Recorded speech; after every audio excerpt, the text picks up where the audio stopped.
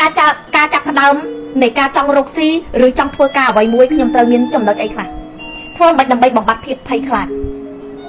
របស់នៅក្នុងខ្លួនយើងបានចាអញ្ចឹងអ្នកទាំងអស់គ្នាត្រូវបញ្យល់ពីភាពភ័យខ្លាចហ្នឹងថាកត្តាអ្វីដែលធ្វើមនុស្សភ័យហើយខ្លាចទី1ដឹងអីអត់គឺអោកត្តាដែលធ្វើឲ្យមនុស្សមានភាពភ័យខ្លាចគឺយើងមិនដឹងរឿងហ្នឹងមែនអត់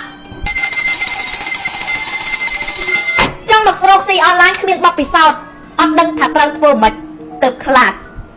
ចង់មករកស៊ីទៅគេតែមិនដែលរកទេឮតែគេថាមិនដែលបានចេញរកចង់ទៅលេខប្រទេសក្រៅចង់ទៅដែរតែមុននឹងបានទៅនឹងគឺភ័យហើយនឹងខ្លាចបងប្អូនបទពិសោធន៍ខ្ញុំផ្ទាល់អ្នកទាំងអស់គ្នាដឹងអត់ការឡើងយន្តហោះលើកទី1នៃជីវិតខ្ញុំដេកភ័យដេកខ្លាចរយៈពេល1ខែសម័យហ្នឹងនៅខេត្តចាសក់ស្អាតណាស់បងអរគុណសម័យហ្នឹងនៅខេត្តអូហូឮតែបានជិះយន្តហោះទី1តែអាទី2ទី3ទី4ទី5ទី6ទី7ទី8បងប្អូនដឹងអីអត់គឺភាពភ័យខ្លាចខ្ញុំខ្លាចសក់ខ្លាចគ្រប់ខ្លាចរកកន្លែងឡើងអត់ឃើញខ្លាចមិនដឹងថាគេទៅវាយប៉ាសពតនៅណាមិនដឹងថាគេលោកកាបូបនៅណាឬតែគេប្រាប់អញ្ចេះមួយបានមិត្តល្អ2នាក់ជួយប្រាប់ទៀតគឺខ្លាចលើសដើមតែម្ដងចាមិត្តល្អទី1គឺប្រាប់ថាបងខ្ញុំទៅយន្តហោះណាបងឯងប្រយ័ត្នរឿងកាបូបអាកន្លែងកាបូបហ្នឹងខ្សែពៀនវាវល់លឿនណាឆាលបងអើយខ្ញុំយកកាបូបអត់ទាន់ទេវល់3ជុំឯងភ័យមួយចុំឯងអត់ដែរទេហើយជិះវល់ឆាលឯងគិតមិនទៅភ័យកន្លះខែបន្ទាប់មានមិត្តភក្តិមកម្នាក់ទៀតអើយឯងទៅតែឯងភ័យជំនួសព្រោះអញទៅអញមានប្តីទៅដែរចាមិត្តស្និទ្ធនិយាយអញហ្នឹងខ្ញុំមានប្តីអញមានប្តីអញទៅដែរប្តីចាប់ឯងអញជាប់ហើយពេលឡើងទៅវាភើតពួរភើតស៊ឺចានៅពេលដែលយន្តហោះឡើងទៅវាភើតអញ្ចឹងអញបារម្ភហែងណាព្រោះហែងអត់មានប្រុសណាអត់មានប្តីអត់មានសង្សារឬអត់មានមិត្តភក្តិណាទៅចាប់ដៃហែងដេកខ្លាចអស់3ខែប្រវត្តិឡើងយន្តហោះវាជួចចាប់វាភ័យខ្លាចតាំងតែមិនទាន់បានឡើងវាខ្លាចតាំងតែមិនទាន់ទឹកទៅលឺគេនិយាយព្រោះអីយើងអត់ដែរប្រសពយើងអត់ដែរដឹងយើងអត់ដែរលឺប៉ះអ្នកដែលគេមានបទពិសោធន៍ឲ្យគេយកមកណែនាំតាមអារម្មណ៍របស់មនុស្សមិត្តភក្តិខ្ញុំគាត់មានអារម្មណ៍ថាពេលគាត់ឡើងគាត់ខ្លាចអញ្ចឹងការណែនាំរបស់គាត់គឺមកឲ្យយើងខ្លាចមិនមែនគាត់បំភ័យយើងទេតែមនុស្សនិយាយប្រាប់យើងនៅអារម្មណ៍របស់គេដែលគេឆ្លងកាត់រឿងមួយហ្នឹងចុះបើសិនជាបងប្អូនទៅប៉ះអ្នកដែលគេអត់ខ្លាចអាស៊ឺឡើងហ្នឹងបងប្អូននឹងបានឮពាក្យថាហែងទៅរកដៃអ្នកណាម្នាក់ចាប់ហែងអត់មានដៃម្នាក់ណាចាប់ឈ្លានហែងផងហែងភ័យអីខ្វល់អីឡើងមកស៊ឺហ្នឹងដូចឡើងចដាយន្តហ្នឹងមានអីគួរខ្លាចនេះគឺជាការចាំបានគេថាការស្ដាប់បងប្អូនត្រូវស្ដាប់មើលថាបងប្អូនស្ដាប់បុគ្គលណាជាអ្នកនិយាយប្រាប់បងប្អូនពីរឿងបទពិសោធន៍មួយហ្នឹងបងប្អូនត្រូវមើលអញ្ចឹងយើងនឹងចូលដល់ content របស់យើងឧទាហរណ៍មួយនេះឲ្យបងប្អូនច្បាស់មកអញ្ចឹងបងប្អូនត្រូវចាំនៅក្នុងលោកនេះការស្ដាប់ឬការអធិប្បាយអ្វីមួយសម្រាប់អ្នកនឹងស្ដាប់ទទួលបទពិសោធន៍ដែលគេមានទាំងការគិតនិងអារម្មណ៍របស់មនុស្សអ្នកនោះអញ្ចឹងខ្ញុំប្រាប់ថាបងប្អូនរឿងគ្រួសារបើសិនជាបងប្អូនឲ្យអ្នកដតីជួយដោះស្រាយបងប្អូននឹងទទួលអារម្មណ៍បែបអ្នកដតីហ្នឹងអ្នកណាចរិតមិនមជ្ឈដ្ឋានជីវិតគេមិនឬការមើលឃើញយល់ឃើញពីបុគ្គលម្នាក់ហ្នឹងមិនអញ្ចឹងមិនថាមានបញ្ហាអីក៏ដោយបងប្អូនត្រូវស្ដាប់ជាពិសេសរឿងដែលទៅសម្រាប់ចិត្តស្ដាប់តាមដែលដងបងប្អូនមិនមែនទៅស្ដាប់តាមការមិត្តភក្តិក៏ដោយគេមិនចង់ឲ្យយកអក្រក់តែបេះដូងការជឿបូកនឹងអារម្មណ៍របស់គេផ្សេងមនុស្សយើងអញ្ចឹងបងប្អូនមកស្ដាប់ខ្ញុំបងប្អូននឹងទទួលបានអារម្មណ៍បែបខ្ញុំជាខ្ញុំstrong lady ស្ដាប់បែប strong lady មើលលោកក្នុងផ្លូវល្អ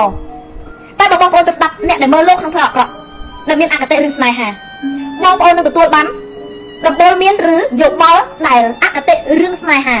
ចឹងបងប្អូនវិញវល់អស់ហើយចង់និយាយទៅដល់រឿងហ្នឹងចឹងមកដល់ត្រឡប់មកសរុបសេចក្តីមកវិញចាមិនមែនអ្នកជំនាញទេតែខ្ញុំដឹងពីចិត្តមនុស្សច្រើន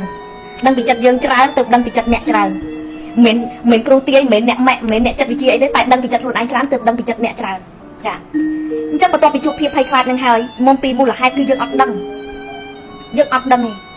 ថាជាអ្វីអញ្ចឹងទើបធ្វើឲ្យយើងខ្លាចមិនហ៊ាននឹងការចេញរកស៊ីយើងខ្លាចនឹងប្រឈមមុខនៅអ្វីដែលមិនទាន់មកដល់យើងខ្លាចនឹងប្រឈមមុខនឹងអ្វីដែលយើងអត់ដែរជួបនេះហើយទៅធ្វើឲ្យមនុស្សមិនរីកចម្រើនព្រោះមនុស្សអត់ហ៊ានចេញពី comfort zone ឧបមាថាស្ត្រីមេផ្ទះម្នាក់ដែលកូនកើតមកហើយឥឡូវមើលកូនអស់វារៈមើលកូនហ្នឹងកូនរីងធំទៅសាលាចង់ជួយរកប្រាក់បន្ថែមជូនឲ្យប្តីជួយប្តីតែអ្វីដែលគាត់ចង់គឺគាត់សម្លឹងឃើញលោកអនឡាញឬរបរអ្វីមួយតែនៅពេលដែលគាត់នឹកចង់ពើប អារម្មណ៍ទី1ដែលនាំគាត់គឺអូខ្លាចខ្លាចបរាជ័យដូចអ្នកនេះដែលធ្លាប់ឃើញមកអូខ្លាចយើងអត់មានបទពិសោធន៍ដូចគេយើងមិនលក់ដាច់ដូចគេបើយើងអត់ចេះឡាយយើងក៏អត់ស្អាតយើងក៏មិនស្អាតយើងក៏អត់មានសមត្ថភាពដូចគេយើងអត់ប្រកែកនិយាយដូចគេផងហ្នឹងមែនអត់បងប្អូនអារម្មណ៍ហ្នឹងបងប្អូនយល់ច្បាស់ហើយចាអញ្ចឹងអារម្មណ៍ខ្លាចហ្នឹងមកពុកវាមានការពីការសម្រេចចិត្តនឹងទៅតឬសុំនៅកន្លែងដដែលនឹងដើរទៅមុខមនុស្សបងប្អូនគេឲ្យយើងដើរទៅឲ្យទាន់លោកសម័យកាលឲ្យបងប្អូនដើរបដោយទឹកបងប្អូនយល់ពាក្យហ្នឹងអានេះខេថ្លៃណាជីវិតកុំធ្វើជាមនុស្សដើរប្រច្រាស់ទឹកបើលោកនេះគេដើរដល់ណាយើងត្រូវព្យាយាមដើរឲ្យទាន់ឬប្រហាក់ប្រហែលដើរឲ្យបានបដោយទឹកបើសម័យនេះគឺជាសម័យលោកអនឡាញអញ្ចឹងមុខរបរដែលរស់ស៊ីសម្លឹងមើលអនឡាញបំផុតអាបងអនឡាញចាំបាច់តែលក់លេណាលក់ខ្សែភ្លើងលក់ទូរស័ព្ទលក់កាមេរ៉ាលក់ជើងអេក្រង់លក់ស្អីណានៃលក់ស្បែកលក់ក្រាសែគឺលក់អនឡាញ everything របស់ញ៉ាំអនឡាញអស់ហើយអញ្ចឹងឲ្យបងប្អូនបដោយទឹកចាប់ឱកាសហើយដើរឲ្យបដោយទឹកទៅបងប្អូនមិនខ្លាចជាមនុស្សម្នាក់ដែលហួសសម័យថ្ងៃក្រោយទៅបងប្អូននឹងហៅលេងលឺបងប្អូនចំណាំមើលអ្នកដែលអត់បានយកខ្លួនចូលក្នុងបច្ចេកវិទ្យាអត់បានយកខ្លួនដើរបដោយទឹក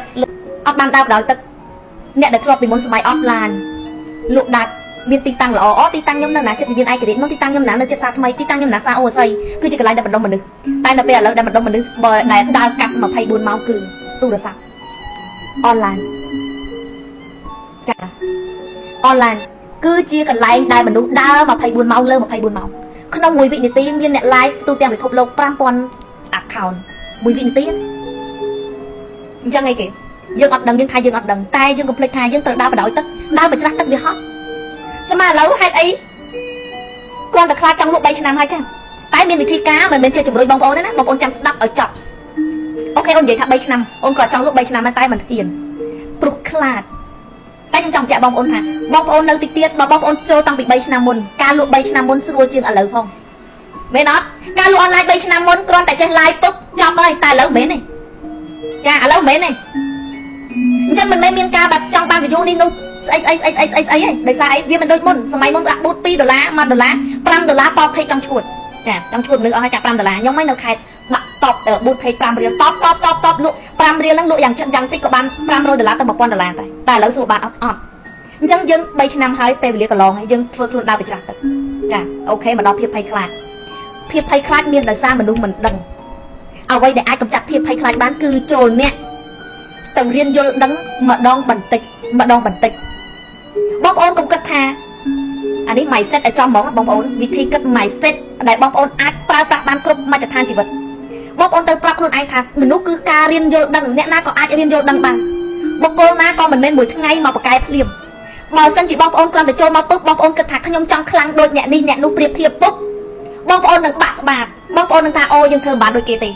អូម្លាយដូចដៃរួយម្លាយដូចតារា Facebook ល្បីផ្សេងដែលគេ view ច្រើនអូខ្ញុំមិនអាចធ្វើបានដូចទេនេះគឺជាការបង្អាក់សទ្ធាបង្អាក់ការចង់ដើរទៅមុខអូតូម៉ាទិកបងប្អូនទៅប្រាប់ខ្លួនឯងថាមនុស្សអាចរៀនយល់ដឹងបានម្ដងបន្តិចចាខ្ញុំលក់ឲ្យខាតច្រើនចាំតិចម្ដងបន្តិចអញ្ចឹងមករៀនយល់ដឹងពីបុគ្គលដែលគេធ្វើឲ្យបានសម្រេច